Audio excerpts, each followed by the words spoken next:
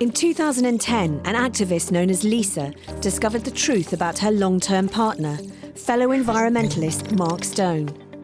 He was actually Mark Kennedy, an undercover policeman spying on their movement for 7 years. Mark Kennedy and 4 other undercover policemen became the subject of the first legal case, launched by 8 women against the Met Police. This case began to shine a light on the murky world of these secret police units. In 2015, a public inquiry was established. It confirmed police had spied on hundreds of left-wing groups. The operation spanned decades, perpetrating numerous abuses, including undercover officers deceiving women into sexual relations. These relationships were no accident. They were a tactic. One of the women, Kate Wilson, was able to take the police to court for breaches of her human rights. Kate argued the officers deceiving women weren't the only bad apples. The abuse was systemic and went right up the chain.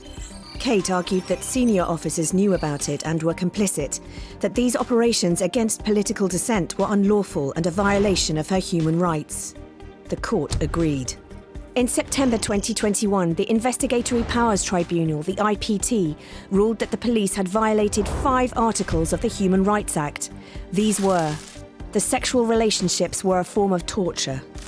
The police violated the right to a private and family life.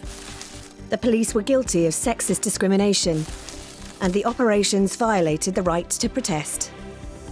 The presence of Mark Kennedy and at least 5 other undercover officers in Kate's life was ruled unlawful and was not necessary in a democratic society. Kate Wilson is one of over 50 women and thousands of other activists whose human rights have been breached by undercover police operations since 1968. This wrongdoing must be exposed and acknowledged by the public inquiry into undercover policing. It must never happen again. We're still fighting for truth and justice. We still want our files.